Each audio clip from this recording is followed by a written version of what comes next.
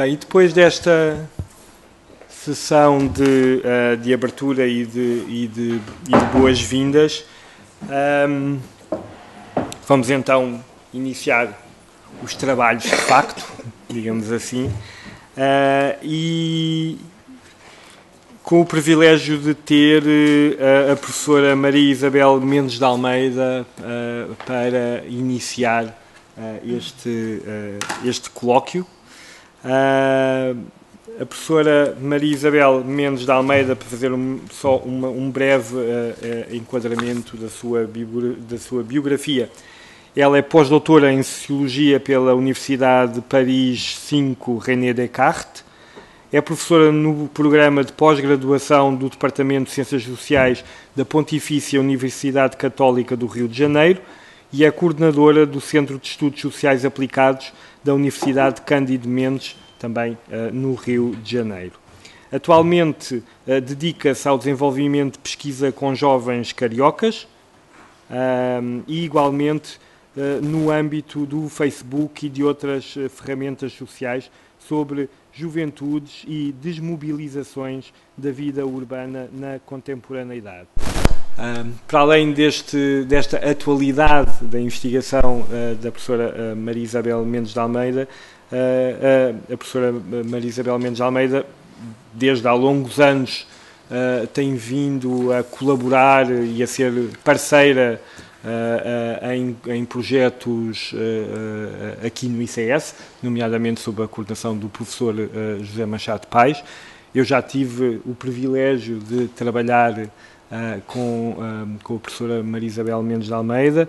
Ela foi consultora oficial deste projeto, tendo contribuído com conselhos, dúvidas, discussões, sempre que haviam e sempre que se proporcionava. Digamos que há uma distância de alguns milhares de quilómetros que às vezes impede que essas discussões sejam mais frequentes, para além do nossa lufa-lufa do dia a dia, mas é de facto com muito prazer da minha parte que eu agradeço a contribuição e a presença da professora Maria Isabel neste evento, e que vai fazer uma conferência intitulada Redefinições Contemporâneas da Profissionalização, da obsessão disciplinar do especialista ao profissional das tarefas múltiplas.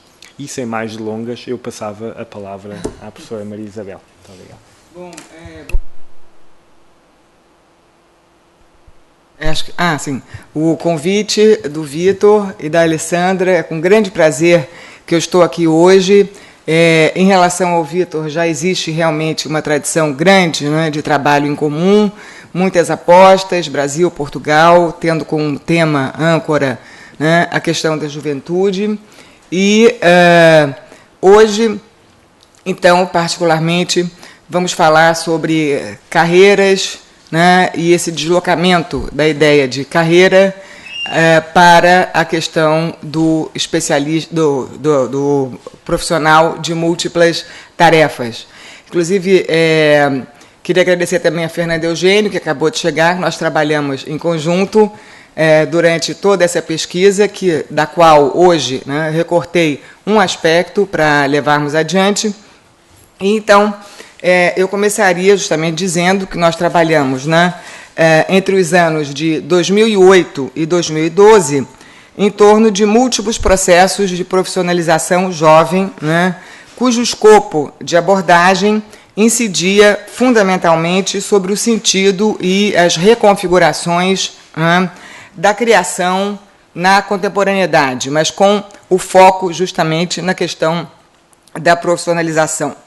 Bom, naquela ocasião, um dos sintomas de época que foi explorado, né, embora não expandido de forma mais autônoma, é o que hoje será recortado para essa exposição. E sabemos o quanto este tema se manifesta como eixo atravessador das redefinições atuais da profissionalização jovem. O tema da carreira contraposto ou mesmo em relações de simultaneidade e concorrência com o desempenho das múltiplas tarefas e interesses profissionais por parte dos jovens com os quais convivemos.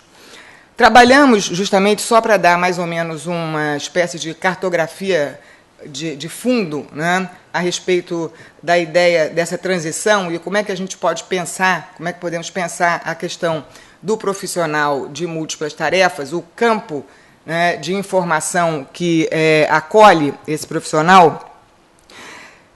Trabalhamos junto a jovens profissionais das mais diversas áreas artísticas e empresariais, tendo justamente como território de investigação não um grupo em particular, né, mas um modo de operação que vai atravessar diversas práticas, um modo de funcionar, um modo de tratar as coisas. Acompanhamos, portanto, entre vários outros, jovens designers, músicos, jovens videomakers, consultores de mercado financeiro, médicos, performers, publicitários, artistas plásticos, DJs, curadores, professores universitários, editores, fundamentalmente. Né? Tal arco profissional estende-se ao longo de inúmeras territorialidades, né, e, ao mesmo tempo, territorialidade nenhuma, ou seja, não era a questão do local de trabalho que falava mais alto, que interessava no sentido, né, significativo sociológico, mas ao contrário, né, confrontamos-nos com espaços que atravessam ateliês móveis, incubadoras de projetos, residências artísticas, coletivos, lofts, ocupações, espaços sem baias em empresas, casas com cômodos de funções intercambiáveis, galerias de arte situadas em apartamentos, entre várias outras conformações espaciais singulares.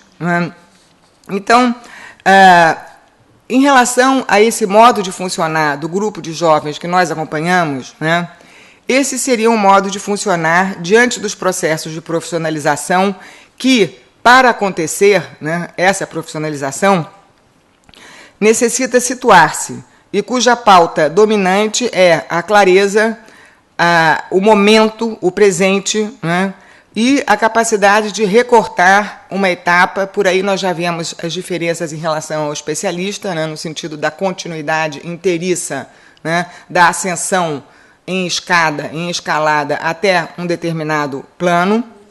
Então, o recorte de uma etapa com a qual se vai trabalhar a canalização e o foco.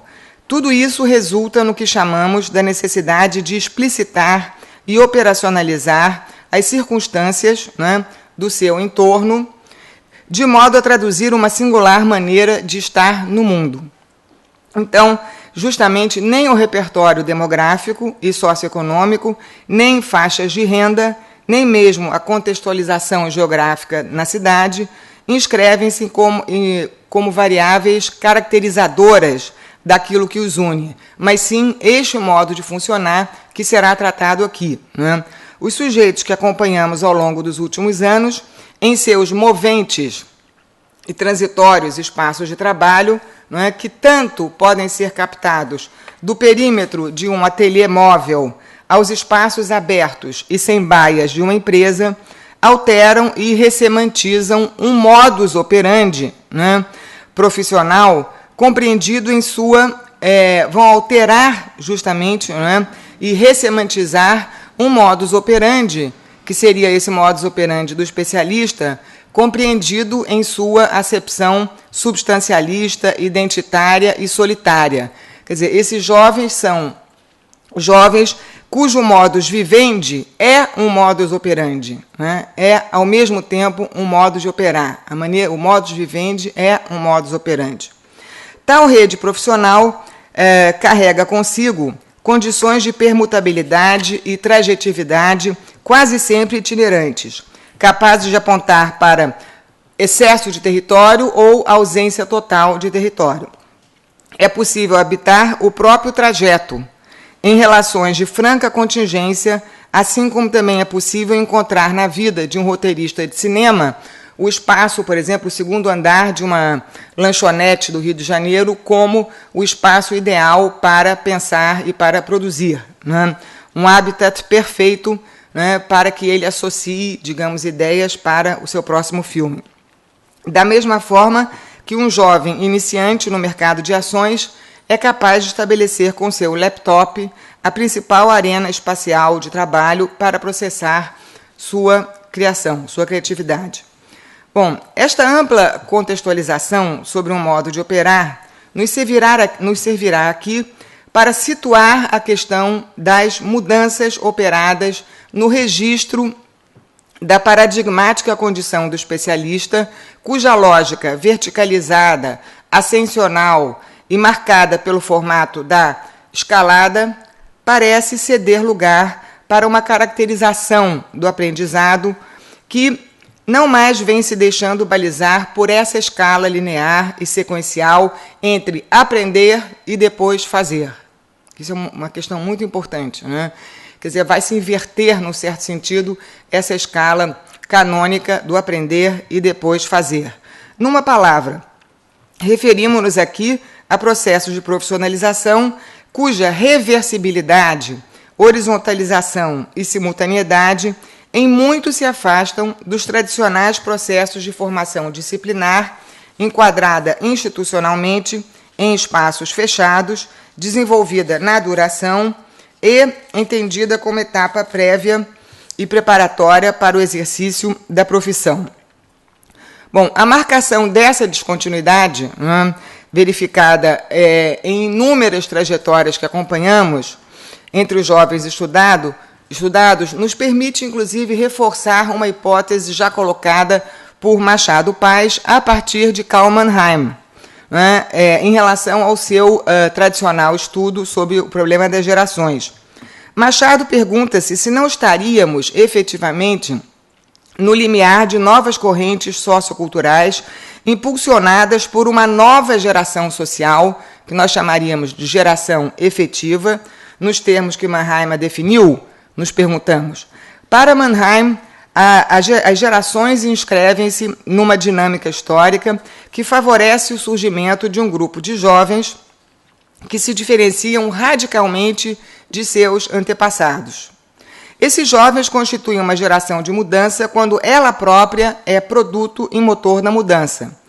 Nesse sentido, nos perguntamos, né, se uma reflexão sobre as grandes linhas de descontinuidade operadas entre as noções de carreira e a expansão horizontalizante dos múltiplos desempenhos de tarefas por parte dos jovens com os quais convivemos, talvez venha a responder de forma afirmativa essa interrogação de Machado.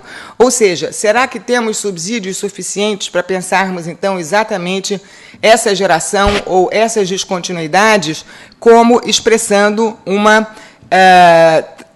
transição, de fato, entre uma geração potencial de uma geração potencial para uma geração efetiva, né? Bom, ressignificações das relações de trabalho, o se virar nas novas perspectivas da profissionalização jovem. Deixo, então, essa questão do Mannheim como uma interrogação de fundo que eu acho que, de certa maneira, nos faz pensar muito, né, a respeito dessas definições do próprio Mannheim, retomadas por Machado, e a possibilidade até de respondermos, eu acredito que sim, afirmativamente, a esta questão. Se trata-se de uma geração efetiva, pelo motor, a intensidade e a circunstância dessa mudança. A geração a qual pertenço, né, em seus processos de aprendizagem e também de profissionalização, raramente permitia que o fazer se antecipasse, né, ou mesmo se estabelecesse simultaneamente ao pensar, né. O pensar era absoluta e predominantemente anterior ao fazer. Esta era uma relação que se estabelecia de modo inequivocamente sequencial, primeiro aprender e depois fazer. A densificação verticalizada do saber era a tônica dominante e sempre conducente a uma perspectiva unidirecional e cumulativa.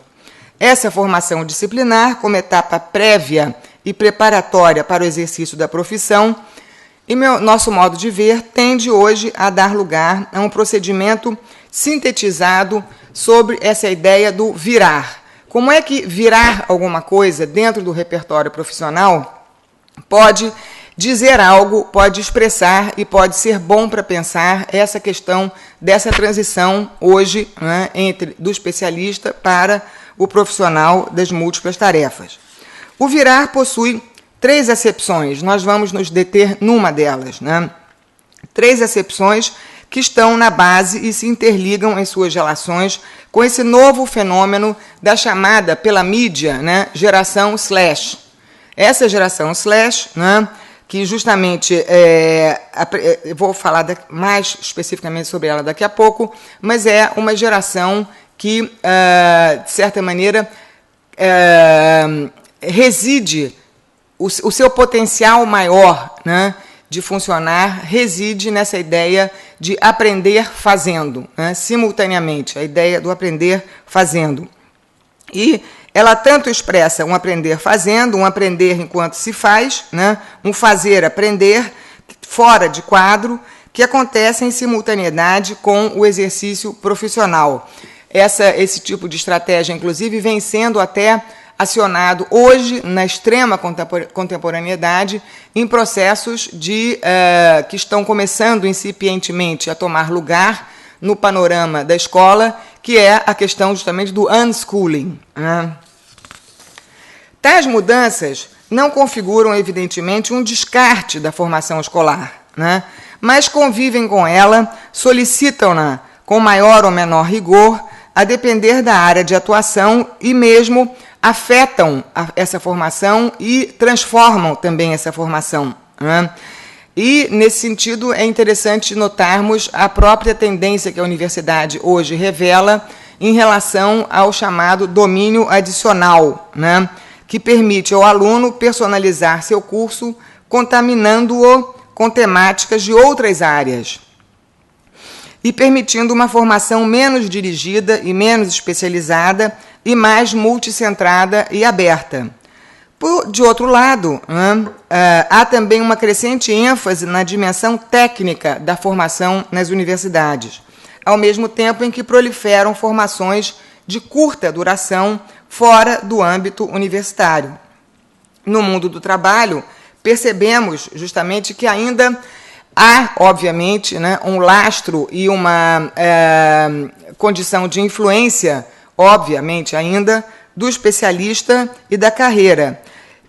Mas, ao mesmo tempo, né, vemos surgir empresas, por exemplo, muito menos verticalizadas e algumas em que os profissionais vão trocando de função a cada projeto. Ao tratar das distinções entre as noções de carreira, como career, né, e emprego, job, a primeira como uma estrada bem traçada e o segundo como simplesmente um pedaço de carvão ou uma pilha de toras de madeira passível de ser deslocado a qualquer momento, Richard Sennett aproxima-nos do plano metafórico dessas ressignificações que estamos abordando, né? Embora Richard Sennett atribua a essas ressignificações um testemunho crítico, né? Negativo, em certo sentido. O ourives medieval encarna a estrada da carreira com sua trajetória, né, de vida bem traçada no tempo e as etapas de seu projeto claramente demarcadas. Sua história, a do ourives, era linear. De outro lado, o que este autor chama de sociedade da capacitação passa como um rolo, para ele, Sennett, né, passa como um rolo compressor sobre a estrada da carreira, prevalecendo hoje os empregos com o sentido aleatório. Espera-se que as pessoas ofereçam todo um leque de capacitações em vez de cultivarem uma habilidade única em suas trajetórias de trabalho. Essa sucessão de projetos, palavras do Sennett, né, ou tarefas, solapa a convicção de que se está destinado a fazer apenas uma coisa bem feita. Ou seja, o que para Sennett sabemos que hoje se converte em nostalgia de um trabalho bem feito, aquele que ele identifica com o trabalho do artífice, que é um trabalho baseado no aprendizado lento e no hábito, para nós se anuncia como um incremento de uma espécie de força-invenção, muitas vezes capaz de abordar o improviso e gerir astuciosamente a cota de aleatório que frequentemente atravessa tais trajetórias. Ou seja, né, um tipo de reflexividade situada, digamos assim, está na base desses processos, que tem mira e um propósito extremamente claros, consequentes, aplicados, acionados durante a própria ação, não para o espessamento do mergulho interior, não é? Que seria mais próxima do especialista, mas à superfície e de aplicabilidade transversal e concreta, como nos diz Charles, um publicitário, designer e artista plástico. Em meu tipo de trabalho, diz esse entrevistado, em meu tipo de trabalho, eu tento não ficar só apegado à ideia em si. Eu comecei a entender que eu gostava muito disso. Eu tinha muito prazer por este fazer,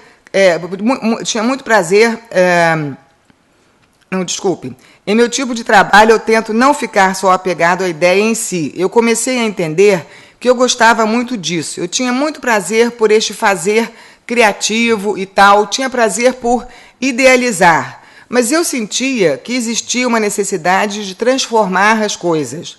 Quer dizer, torná-las vivas, fazê-las existir.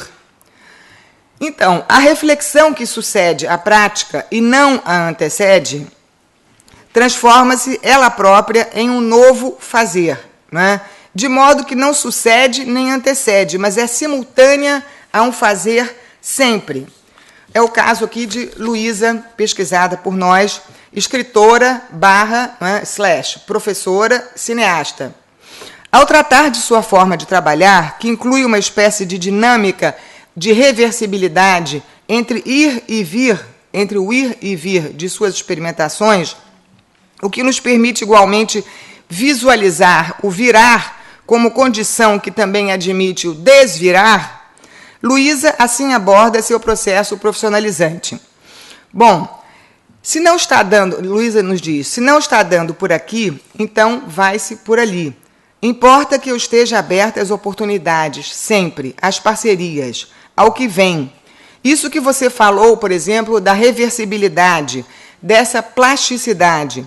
E eu brinco, minha alma é como a alma inconstante do selvagem. Eu me identifico total com isso. Isso é o quê? Ela se pergunta. Uma abertura para uma coisa que é nova e que eu não tenho que falar. Eu fiz cinema. Eu quero ser cineasta para eu fazer um filme. Então, quando a Tati, uma amiga minha, me disse, vamos trabalhar na Maré, uma comunidade no Rio de Janeiro, né? Vamos dar aula de literatura lá? Imediatamente eu disse, vamos, porque tem uma coisa assim, não é que eu tenho que ter um certificado que diz, você pode fazer isso. Eu sei que eu posso ir fazendo, eu vou aprendendo fazendo.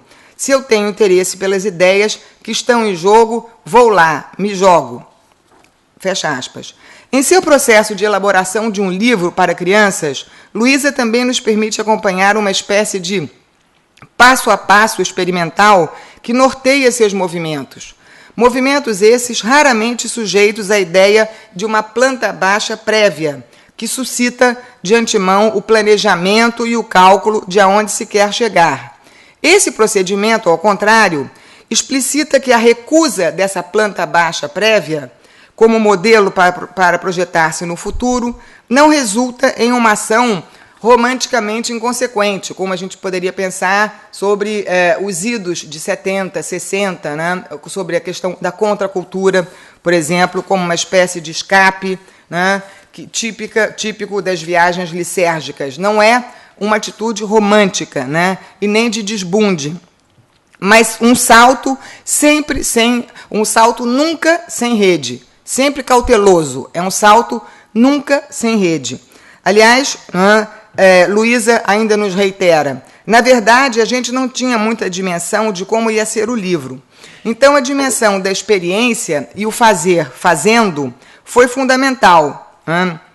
Através, ela ainda diz, né, o não saber onde vai dar não era só deles, os editores, era com a gente também. Tinha uma coisa assim, quase uma sese. A educação é assim, a própria educação. Você não sabe muito bem o que cada aluno vai levar daquele semestre. A gente não controla isso. Fecha aspas. Através do modo como processa o seu virar, Luísa permitiu-nos acompanhar que esse mecanismo não é planejado à maneira de um modelo prévio orientador, como disse, né?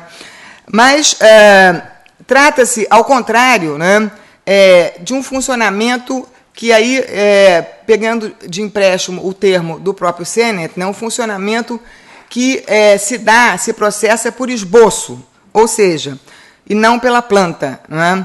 Um planejamento estratégico, como diz João Vergara, empreendedor que administra de galerias de arte a restaurantes e hotéis. Então, um planejamento, aspas, não para te amarrar, e sim para te impulsionar, ter perspectivas para você ter clareza das coisas que você deseja alcançar e que te movem. O esboço, portanto, é assim o desenho de um ponto de vista de partida, não de chegada. Um mapeamento do entorno, das possibilidades e dos desejos, das restrições e das necessidades. Uma ferramenta de explicitação que permite construir uma espécie de mapa, roteiro para agir. E aí, curiosamente, temos Fred, um outro entrevistado, que é também como Slash, ele é DJ, pesquisador, professor, escritor. Um migrar sem destino certo ou definitivo converte-se muitas vezes em espécie de êmulo, em espécie de desafio para a profissionalização e para a contínua experimentação, contrariando o axioma das viagens sem volta, da consolidação verticada, engessada do especialista. Não existe mais, diz Fred, essa ideia de que se migrou não pode mais voltar. E ele nos enfatiza. Há também esses caras que ele chama de dobradiças. Você pensa, por exemplo, no Chico Buarque, todos devem conhecer, né? Um cantor, compositor típico da geração, quer dizer, nasceu nos 40, que estourou, é um dos ícones da música popular brasileira. Quando ele está escrevendo um livro, não encosta a mão no violão. Ele fica 4 anos, que seja, só escrevendo o livro. Repara isso. Quando ele acaba o livro, aí sim ele vai fazer o disco. É outra geração. Hoje em dia o cara escreve o livro, faz o disco, critica e ao mesmo tempo, ou seja, faz o disco, comenta o livro que ele está escrevendo, às vezes o livro fala do processo de gravação do disco, fecha aspas. O fato de Fred ser baterista, DJ e professor universitário permitiu-lhe operar de modo retroalimentador entre todas essas esferas, uma compensando a outra e irrigando-as mutuamente, sem que nenhuma delas se substituísse à outra.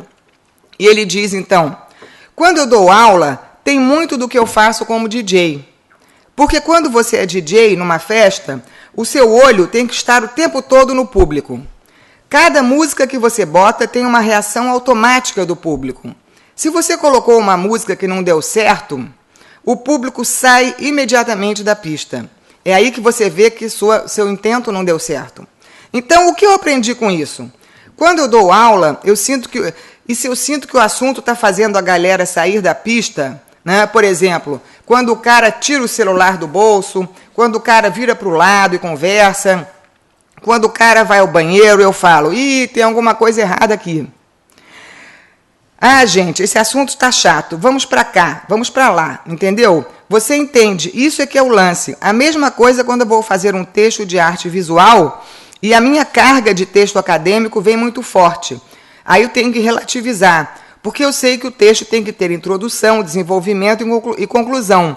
Tem gente que escreve bem, mas o texto fica ruim porque não sabe fazer isso, não sabe dividir um parágrafo, não sabe fazer uma ideia, ter começo, meio e fim. Solta a ideia e acha que a ideia, por tão brilhante, ela vai sozinha por si só. Ela é uma boa imagem poética, mas não tem efetividade informativa, entendeu? Cada lugar que eu vou, eu trago um pouco do outro. Você fica atento ao público. Aí ele diz, antigamente, para você virar alguma coisa, era um longo percurso. Hoje o percurso é mínimo. O garoto por acidente, a garota por acidente, vira empreendedor. Se na época que eu fazia festa funk eu não fosse já casado, não tivesse livros, essas coisas, aquilo tinha virado a minha vida profissional. Eu estaria rico. Rico, não sei bem, mas viveria muito bem. Fecha aspas. A diluição dos percursos modelares e das etapas obrigatórias, assim como a habilidade que deixa em grande medida de ser afiançada pelo diploma, torna-se diversamente acessível e valorizada, antes na mesma proporção da via idiosincrática pela qual tinha sido adquirida. A habilidade aqui não é medida pelo acerto ou pela certeza, até porque não há modelo nem métrica prévios. Emerge antes essa habilidade na capacidade de lidar com situações cambiantes e extrair possibilidades da ocasião. Tanto a carreira quanto a formação profissional, deste modo, acontecem, como diz Guilherme, consultor e criador de marcas publicitárias, acontecem como rolling wave plans, porque as coisas mudam completamente e você tem que se programar e se reprogramar ao longo, né? Ou se reprogramar a cada ciclo iterativo. Permitir-se, como diz João, não ser o cara, o especialista, essa é uma maneira muito interessante que ele tem de se referir à ideia do especialista, né? Que ele diz, não ser o especialista que sabe tudo sobre uma coisinha só, mas, sim, experimentar coisas novas, ter uma formação abrangente, diversificada, né? Aquela formação do não sei quase nada sobre tudo. É uma comparação, eu acho muito interessante. Não sei quase nada sobre tudo ao mesmo tempo. Deixar para destinar depois aonde você vai. Aprender com amigos, agora, fecha aspas. Aprender com amigos, experimentando com programas de computador ou outras ferramentas tecnológicas, colaborativamente, por tentativa e erro e processualmente, no estímulo situacional de uma oportunidade ou de um interesse. Tudo isso se abre como possibilidade para virar trabalho, libertando-se do que seria uma espécie de espartilho apertado, né, do passatempo ou do hobby. Essas atividades não se substituem e não se expressam como hobby, mas ao contrário, né, como alguma coisa que vira trabalho. Bom, finalmente, a precariedade como cacife, ou como motor para o engendramento de novos possíveis. O exemplo brasileiro. No interjogo entre as mudanças e retenções em relação ao formato da profissão, uma outra questão, aqui, uma última questão, se inscreve com especial pertinência. A da pronunciada preocupação com a segurança e conquista da estabilidade financeira. O equacionamento deste desejo com o desejo igualmente patente, né, de ter prazer com o que se faz, relacionar isso, ganhar dinheiro e ter prazer com o que se faz, porque é alguma coisa notoriamente, hoje, significativa e mais significativa, muito mais do que para a minha geração, o equacionamento deste desejo com o igualmente manifesto de ter prazer com o que se faz toma inúmeras feições.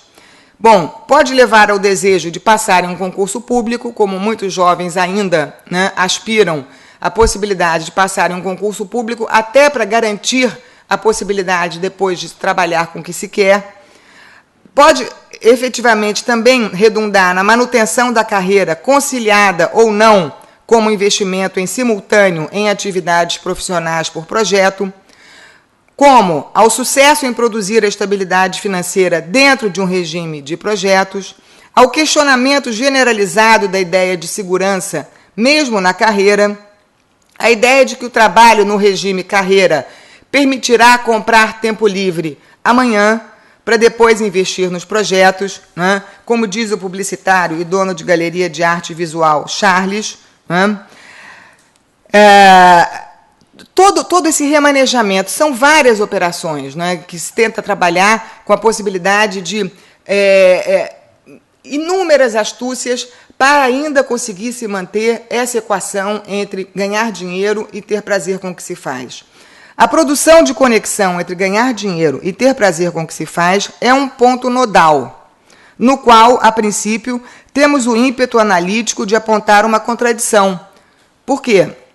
o elogio da mistura, né, e da instabilidade, o prazer com a transformação constante do entorno e das atividades, o acionamento ágil e pronto de um procedimento migrante a todo instante, a simplicidade sintetizada, né, quase lúdica, dessa ideia do virar, tudo isso vai junto com a presença constante desse tema: dinheiro, segurança, estabilidade, preocupação com o futuro, né?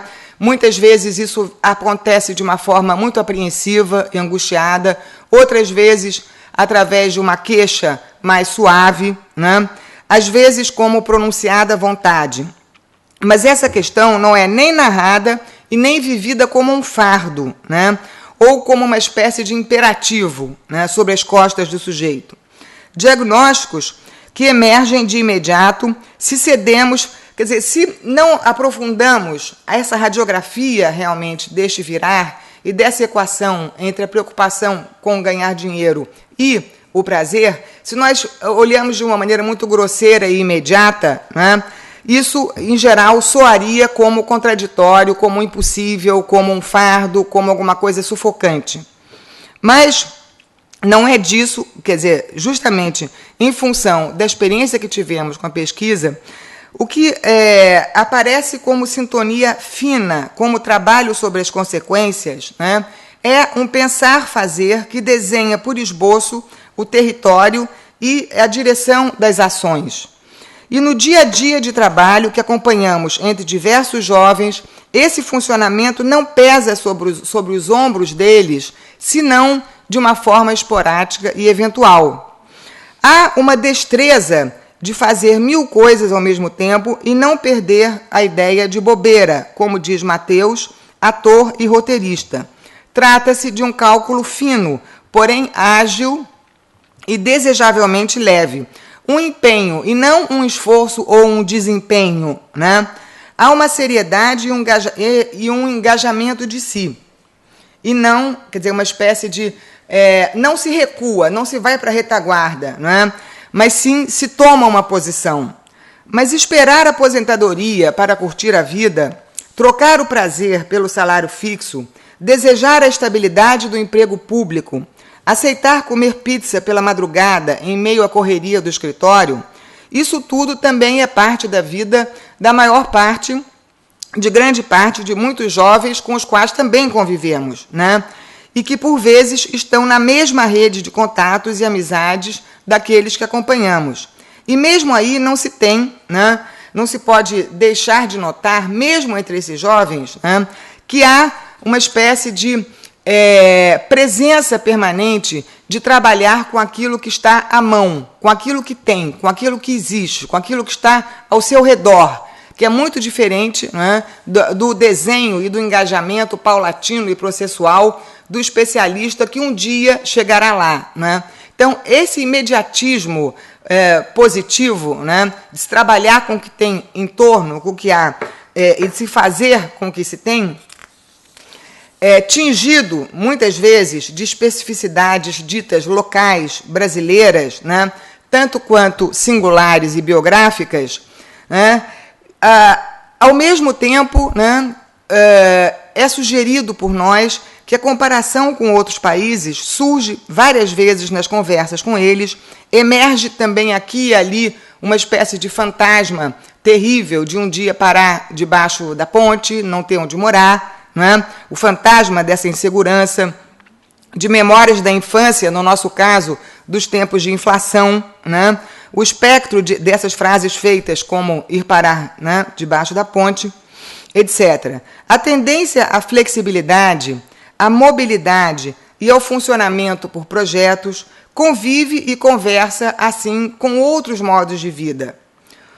De outro lado, diversas vezes é também algo de brasileiro que é convocado para pensar a leveza e a agilidade de operar consequentemente, ou para descrever a matéria com a qual se constrói uma singular capacidade para atuar na mistura, no improviso e na incerteza. O virar, nesse sentido, pode estar sendo convertido em valor pelas mudanças recentes do capitalismo rizomático, mas é também remetido, muitas vezes, ao velho jeitinho brasileiro, que se desdobra em tantas outras feições, como a própria gambiarra nas comunidades, né? Uma capacidade de operar no precário e de fazer com o que se tem, que pode até ter sido promovida a uma espécie de novo valor mainstream pela economia criativa, mas não o suficiente para cancelar, ele pode ter sido capturado, mas não o suficiente para cancelar seu potencial de ser experimentado como uma via antropofágica para a construção de autonomias táticas no cotidiano profissional desses jovens. É basicamente isso. Obrigada.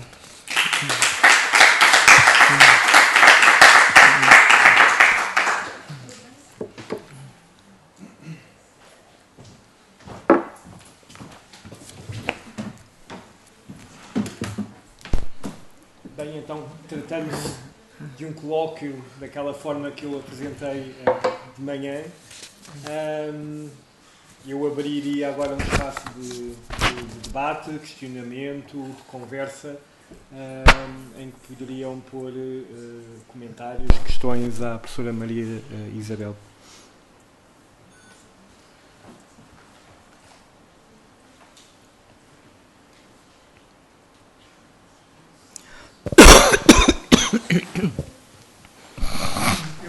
Eu vou tentar falar sem microfone. Conseguem ouvir-me? Maria Isabel, muito obrigado pela sua intervenção. Foi muito relevante para pensar estas questões e para pensar o meu próprio envolvimento no projeto, o meu próprio argumento. E aquilo que eu estou a procurar compartilhar.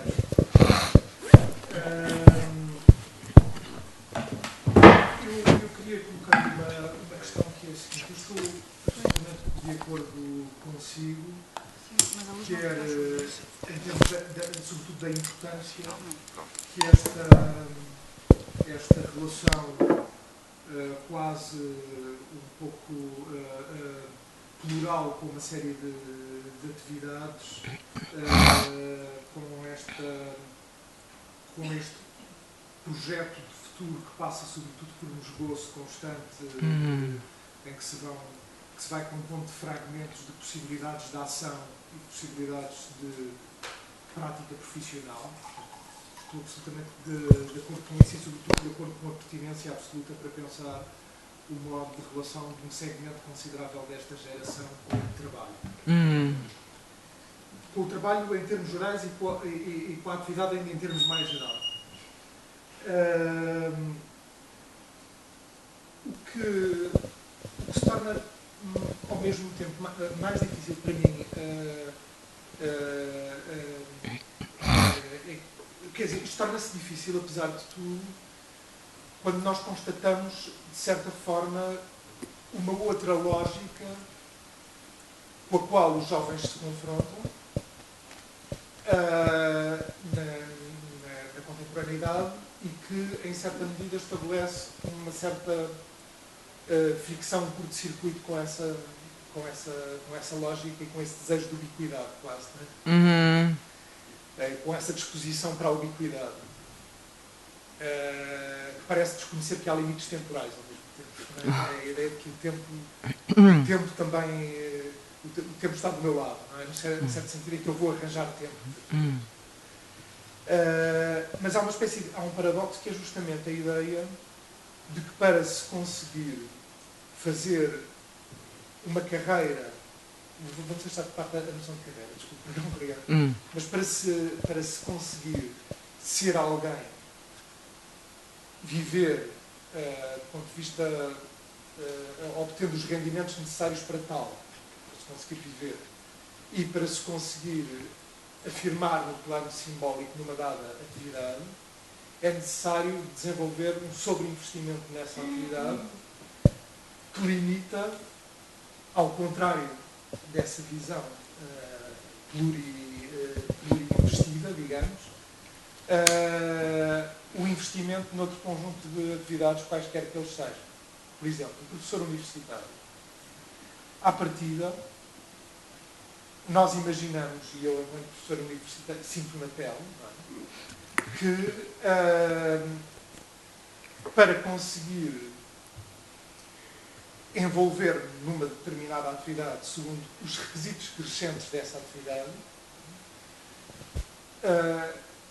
a maior parte das vezes eu não poderei sequer ir ao cinema, quanto mais ambicionar ter alguma formação enquanto cineasta, ou ir sabendo, ou ir tomando, digamos, contacto crescendo com a atividade do que é ser realizador, do que é ser produtor, do que é ser ator.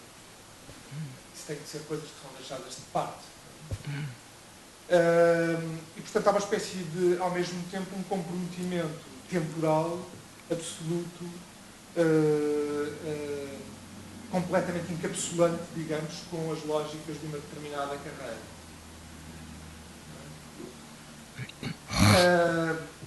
O mesmo acontece com o investigador, quer dizer, mesmo especializando numa determinada esfera de atividade, e isto é uma realidade que todos experimentamos, numa determinada área, nem sequer é de uma disciplina, é de uma determinada área de investigação, eu serei obrigado a confrontar-me, se o quiser fazer devidamente, não é? Com uma produção científica crescente, com publicações científicas cada vez em maior número, com a necessidade de escrever cada vez mais, com a necessidade de preparar aulas de acordo com determinado tipo de preocupações pedagógicas, que também vão sendo cada vez, que em si contêm cada vez mais inputs acerca dos quais eu deveria assimilar ou estar informado. E, portanto, este professor universitário, que ao mesmo tempo é DJ, é baterista e é escritor, além de ser mais alguma coisa, provavelmente estará a transmitir essa imagem de uma forma muito menos angustiante do que realmente a experiência. E se não a experiencia, talvez isso seja estranho. Gostava que se refletisse. Agora, só mesmo para acabar, o mesmo se passa com a questão dos DJs. Eu amanhã falarei sobre os DJs e realmente há essa pluralidade de atividades, algumas mais associadas ao DJing e à música, ou noutros casos o DJing é compatibilizado com outras atividades que à partida nada têm a ver com o DJing e com a música, mas na realidade aqueles que são, digamos, que têm acesso a um patamar do DJing, ou para se ter acesso a um patamar do DJing que permita subsistir a partir dessa atividade, é necessário um investimento no DJing, de facto compromete um conjunto de relações com outras áreas. É necessário fazer networking no quadro do DJing, é necessário estabelecer contactos com promotores no domínio do DJing, é necessário estabelecer contactos com outros DJs, com clubes, com promotores de festas, é necessário, na realidade, sobreinvestir em termos temporais no DJing. Eventualmente em paralelo com a produção musical, mas o espaço que o ser DJ profissional deixa para outros investimentos é talvez muito difícil é difícil de se tornar possível, basicamente. No fundo, eu queria dizer que há essas duas lógicas paradoxais e gostava de falasse um pouco delas, até para eu próprio ir pensando e refletindo sobre essas lógicas, sobre as contradições entre essas duas lógicas. É uma... Só um bocadinho. E se calhar o melhor era nós sim. reunirmos algumas, não estender-me. algumas contribuições, porque só neste último segundo já houve 3 inscrições. Tem a Maria Manuel em primeiro lugar. Eu também queria dar os parabéns à conferencista, gostei muito, foi muito estimulante a sua análise e, de certa forma, eu, se calhar, como é preciso? Tá bem. Eu, embora não pertença a esta nova geração social de que se estava a falar, de certa maneira senti que há pontos de contacto relativamente àquilo que hoje fazemos mesmo aqueles que são considerados especialistas ou aqueles que estão em carreiras e que pertencem principalmente a gerações mais avançadas, porque mesmo nessas áreas o multitasking tem vindo a aumentar, ainda que muitas vezes, como o Miguel disse, no interior das fronteiras dessa especialidade, mas de facto nós hoje transitamos entre soft skills de competências de networking e fazer relações para podermos angariar dinheiro para projetos, etc., com outras dimensões da nossa atividade que cada vez mais pautada justamente pelos critérios de um trabalho por projeto, não é? Nos leva a saltitar entre múltiplos relacionamentos, múltiplos grupos e múltiplas funções. Não necessariamente interprofissionalidades, mas intraprofissionalidades enriquecidas e múltiplas, não é? O que nos leva também a esse esgotamento que muitas vezes sentimos E, portanto, era um pouco esta ideia de que, por um lado, até que ponto, mesmo na universidade profissional, essa dimensão ou essa competência de multitasking não tem vindo a aumentar, até como critério de avaliação, portanto, é a atividade e não o cumprimento de determinadas regras, etc., que passa a ser o critério de avaliação das pessoas, não é? Portanto, a multiplicidade de atividades que se pode atestar, não é? Por contraposição com aqueles que são inativos, porque não estabelecem essas multitaskings no interior da própria. E outra questão é que, digamos, essa competência como valor, não é? O virar-se no meio de múltiplos desafios profissionais, não é? Até que ponto ele próprio não é, ou não se está a instituir como critério de exclusão social, pondo na rua muitos elders que não são capazes de ter esse multitasking como competência, ao contrário dos jovens que mostram muito mais habilidade nessa dimensão. E, portanto, também aqui a emergência de um novo critério de exclusão entre aqueles que conseguem desenvolver essa competência de multitasking e se virar e aqueles que não conseguem.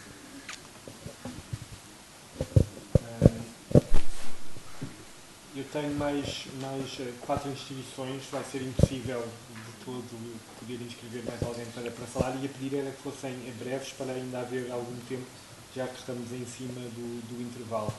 A Tarcisa, ao lado, Rosângela, o Rui Gomes e a Mónica, já não? A Mónica desistiu. Bom, meu bom dia, professora, parabéns. Acho que a professora Maria Manuel falou uma questão para mim importante do OPJ, que é essa percepção de novos sentidos qualitativos ainda, que não estão presentes, não sei se estou traduzindo correto, nos dados quantitativos, censitários, mas que são questões que nós, como investigadores, temos que começar a olhar na sociedade como pontas, né, de icebergs de questões mais sérias. Então, acho que a sua discussão, para mim, é muito importante. Ao longo da sua fala, eu estava pensando um pouco numa palavra que depois você usou ao final, da economia criativa. E esta questão, eu estou assim, incomodada com ela. E o incomodado aqui é no sentido de desconfortável intelectualmente, e acho que a gente tem que enfrentar, principalmente no caso brasileiro. E aí eu te pergunto, tentando ser bem direta, em que medida esse se virar, que está muito presente na nossa sociedade para os jovens, e aí independe de classe social, mas ele sempre esteve presente para os mais pobres, e agora ele chega nos segmentos de classe média e alta, acho que tem essa questão, e até a escolha das profissões tem um pouco a ver com um certo capital intelectual ou familiar, etc. Em que medida, e aí como que é a sua opinião, sobre essa economia criativa, se ela não se coloca como uma coisa nova, para uma coisa antiga que a gente conhecia, da exclusão e do precariado. E se ela não é uma nova roupagem para uma velha questão, de certa forma capturando as formas de sobrevivência do se virar, que sempre esteve presente, como agora um atributo positivo. É isso. Bom, meu nome é Rosângela, eu sou do Paraná, do Curitiba, somos ambas de Curitiba, e também faço parte do Observatório de Juventude lá, com a professora Mônica Ribeiro. E a gente faz pesquisa com juventude e escola. E acho que você traz contribuições bastante significativas, e aí eu tenho uma pergunta que me deixou angustiada. Nós caracterizamos não juventude, sim juventudes. E daí, qual é o recorte da tua pesquisa? Quem são esses jovens, né, de que você traz? E se você percebe se ele tem uma variante econômica, principalmente, né, de classe social, se você percebe essas flexibilidades em todas nesse escopo de juventudes. Para a educação, a gente percebeu isso, essa flexibilidade de muito da contemporaneidade, de fazer de múltiplas tarefas ou de fazer mais de uma coisa, percebendo outras, e que a escola também não consegue se adaptar a esse ritmo jovem dessas juventudes, né? De ouvir música enquanto escreve um texto, ou enquanto faz exercícios matemáticos, enfim, e ver TV, e jogar videogame. Então, e a escola não consegue, ela é segmentada ainda, essa é uma dificuldade. Então, essa é a minha pergunta. O que é juventude, se é juventudes, e qual o seu recorte empírico?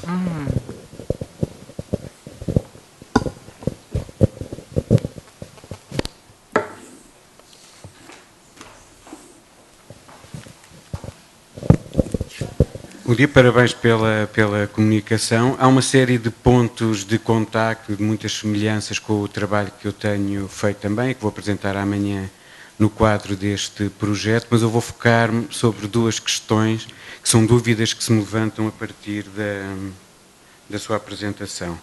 Uma já foi meio colocada pela Tarcísia, que tem a ver justamente com o que é novo e o que é continuidade nestas novas formas de fazer. Houve dois momentos da sua apresentação, portanto, numa fase em que apontou muito o que era radicalmente novo, portanto, a questão da geração, como em Mannheim, e depois, no fim da apresentação, a questão do virar como remetendo também para práticas mais antigas, não é? E neste caso aqui o artístico viria como uma espécie de glamour para circunstâncias de precariedade. E gostava de ouvir um comentário sobre este ponto, sendo também que me parece que o trabalho a projeto, a pluriatividade, etc., também são formas de organização do trabalho que são tradicionais em alguns domínios, como, por exemplo, no domínio artístico. Portanto, desse ponto de vista, também poderíamos pensar que existem algumas... Essa última agora, qual? A pluriatividade, ou o trabalho por projeto, são formas de organização do trabalho, quer dizer, relativamente normais ou tradicionais em alguns domínios como o artístico. E, portanto, digamos, é muito a metáfora a que se referiu, que é o valor mainstream da nova economia criativa, não é? Portanto, e que tem estas duas facetas. Por um lado, é um valor positivo de novas formas de trabalhar que incorporam a gratificação pessoal. Por outro, é a ideia de que o emprego é o autoemprego, não é? Portanto, e as armadilhas que estão associadas à noção de empreendedorismo. Uma segunda dúvida, esta mais localizada, houve uma passagem em que disse, julgo que até citando um dos entrevistados, que as atividades, as múltiplas atividades que são desempenhadas não se expressam como um hobby. Né? Não se expressam? Como um hobby, como um lazer. Ah, sim, sim. Hobby. E eu, curiosamente, penso que em algumas fases da trajetória, para não dizer da carreira, como o Miguel estava a dizer há pouco, quando é exigido um nível de investimento muito forte e que pode não ser remunerado, uma das formas de justificá-lo é um pouco como o hobby, precisamente.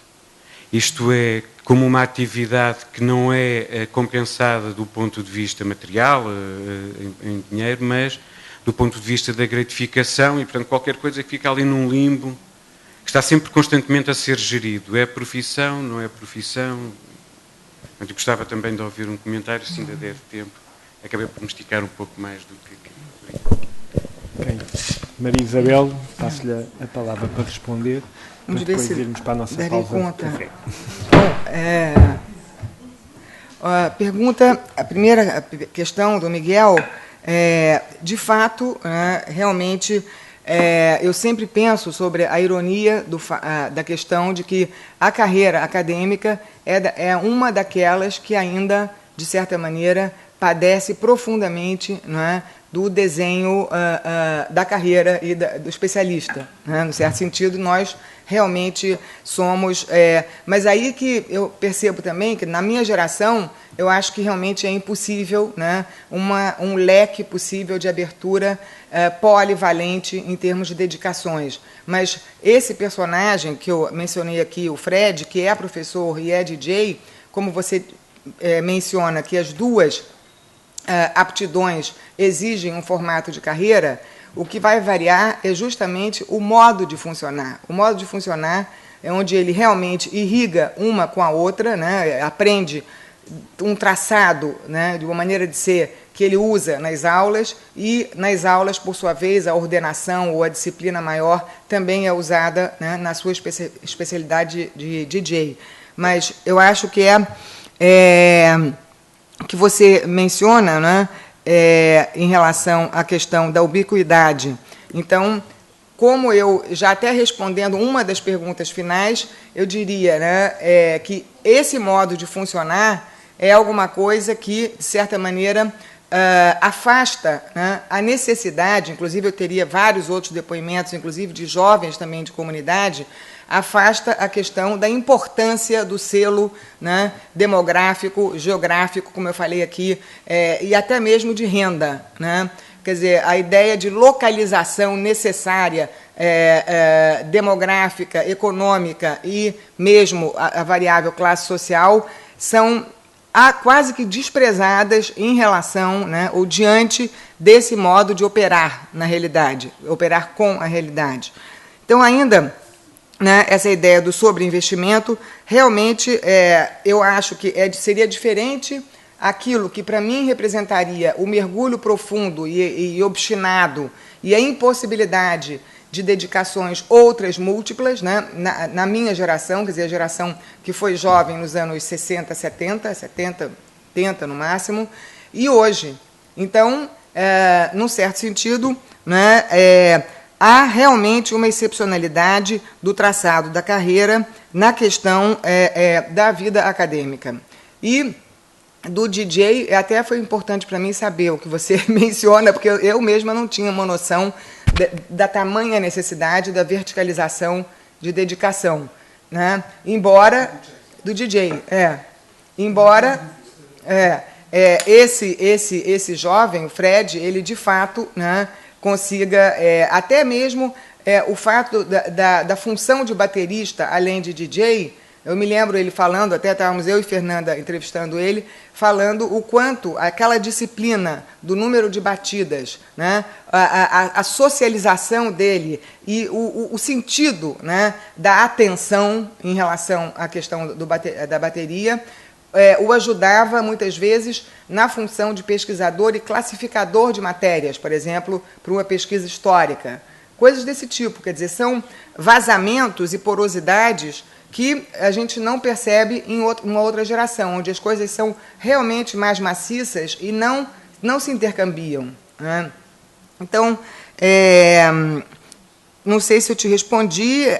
Essa ideia do comprometimento temporal, também me lembro que a Fernanda, inclusive, ficou muito com essa parte na pesquisa do tempo, e, de certa maneira, ela mostra o quanto, né, o chamado tempo maratona e o tempo orquestra, quer dizer, eles se manejam, quer dizer, você consegue, inclusive, muitas vezes, saber que naquele momento você tem que dar tudo de si. Em outros momentos, você reveza e você tem como orquestrar o seu tempo. São pessoas que têm muito mais habilidade compensatória, né, do que outras gerações. Por isso, até, eu me pergunto se a questão da geração, esse corte, né, da carreira do especialista e do multitask, não evidenciaria uma possibilidade de pensarmos, como Mannheim, na passagem dessa geração potencial para uma geração efetiva.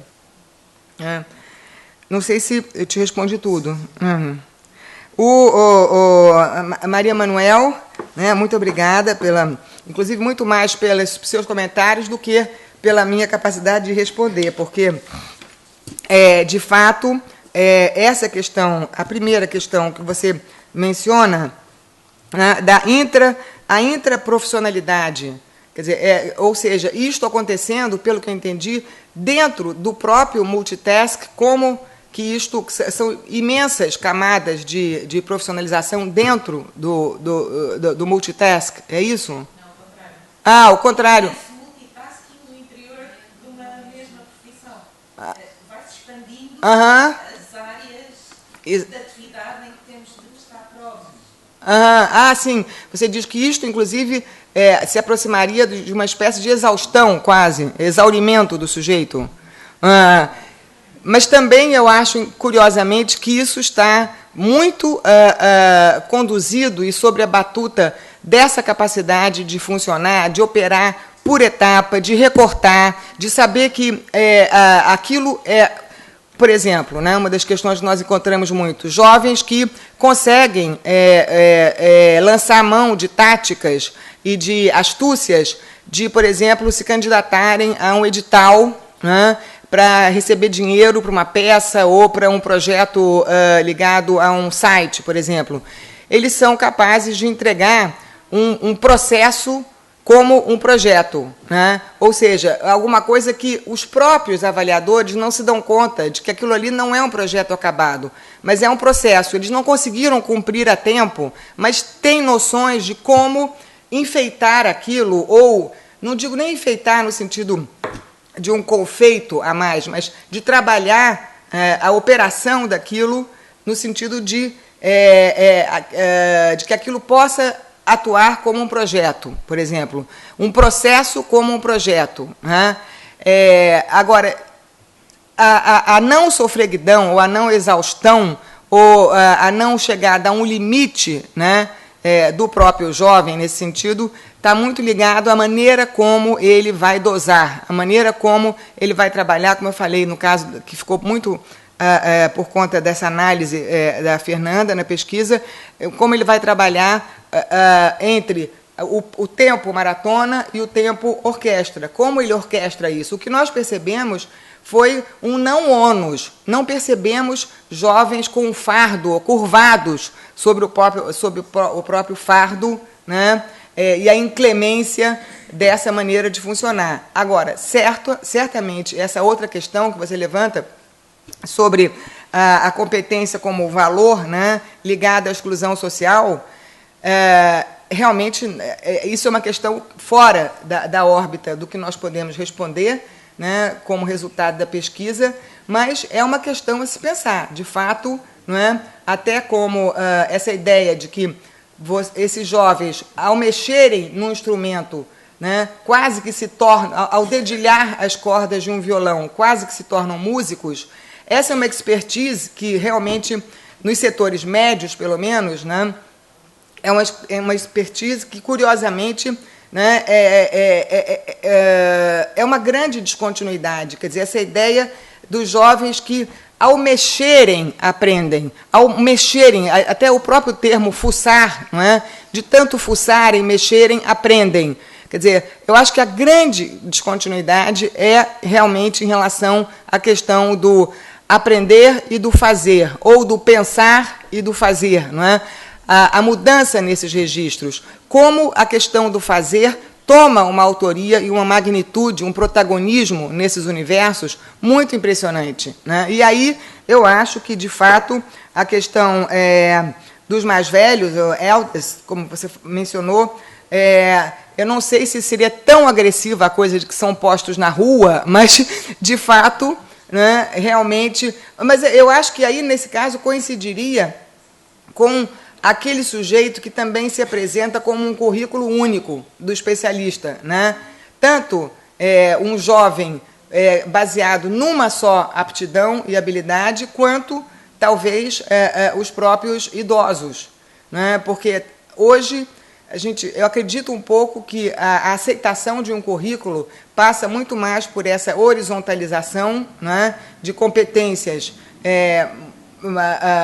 múltiplas ou de aptidões que não estão calcificadas numa só, né, do que, aí, de certa maneira, essa questão da exclusão em relação a esse contingente é uma questão a se pensar.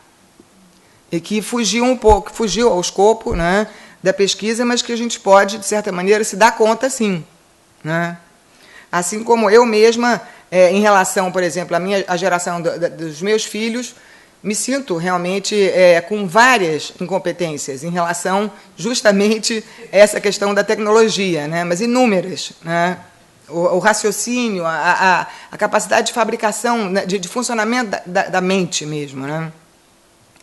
A questão da Mônica sobre economia criativa, né? Tarcisa, desculpe. Mônica, me confundi. Mônica. Você mencionou. Foi. Tarcisa, desculpe. Certamente, a questão da economia criativa mencionei aqui como alguma coisa que realmente é capturada, né? Todo esse montante, né, criativo, ou essa expertise, ou essa flexibilidade, certamente pode, como eu mencionei, ser capturada pela economia criativa, mas nunca, né, eu continuei dizendo, nunca no sentido de abortar por completo o que seria a própria força, quase que antropofágica e recriadora desse mecanismo, né, do virar como uma espécie de bandeira realmente de época, mas o virar, nesse sentido, ele pode ter, como eu falei, 3 acepções, né? Que é o aprender fazendo, o virar como migrar no sentido subjetivo, mas como migrar também, né? E revirar, né, no sentido profissional, e o virar como uma capacidade de trabalhar realmente com o que se tem, né? Trabalhar com o que tem. Então, eu acho que a gente pensa um pouco no virar como alguma coisa que, inclusive, mereceria um estudo comparativo e que nós pretendemos muito levar adiante aqui com Portugal, no sentido do desenrasque, né? O desenrascar. O que seria essa possibilidade de pensarmos os contrapontos entre, né, o desenrasque, mesmo com as suas diferenças no contexto português, e o se virar. Acho que nessas 3 acepções do se virar há muita contiguidade e relação de proximidade com o desenrasque. Que acho que merece realmente um estudo, é tentador um estudo nesse sentido, né? Quanto a Rosângela, essa questão realmente, né, de quem são esses jovens, eu posso até depois, tem esse material que está publicado, de certa maneira, te mostrar, né, o quanto é possível se dizer que realmente essa é uma pesquisa que não necessariamente necessitaria de um fino diagrama ou uma necessidade de compartimentalização socioeconômica, geográfica, aonde moram, se moram em comunidade ou moram na zona sul do Rio de Janeiro, porque esse é um modo de funcionar que realmente atravessa esses jovens. E nós não deixamos de ter, ao contrário, tivemos muito contato com jovens de comunidade, jovens que, inclusive, muitas vezes, a gente pode apelidar daquele jovem faz tudo. O faz tudo, né? Por exemplo, em momentos em que eles estão em projetos sociais, em que eles estão coordenando projetos, por exemplo, ligados a um deles, eu me lembro, o Emanuel de Jesus, que estava ligado a um projeto do Estética Central, que é um concurso de filmes com celulares, feitos com celular, Nesse momento, ele tem um dinheiro, ele compra, ele consegue montar na casa dele um esquema, né? Recebe computador, recebe aparelhagem tecnológica, e são momentos de alta, em que ele está criando, em que ele está coordenando esse projeto. Em outros momentos, ele pode pegar, vender biscoito na praia. Eles mesmos comentam essas possibilidades, esses altos e baixos. Então, nesse sentido, realmente, a gente pode dizer que um modo de funcionar e de operar enlaça esse grupo todo, prescindindo realmente de aferições muito congeladas de classe social, território de moradia, etc. E essa questão você menciona também, né, a segmentação da escola, né, que, de certa maneira, ainda, realmente aí acho que há uma decalagem muito grande, né, e por isso, inclusive, eu não sei se aqui, mas nós estamos recebendo na nossa nova pesquisa muito material sobre essas tentativas de pais e mães hoje se organizarem em torno do unschooling, que é uma questão a ser pesquisada, é muito complicada, né? Difícil de ser avaliada por enquanto, mas aonde essa questão da segmentação da escola é uma das variáveis cujos pais colocam como absolutamente crítica em relação à formação futura dos seus filhos hoje, né?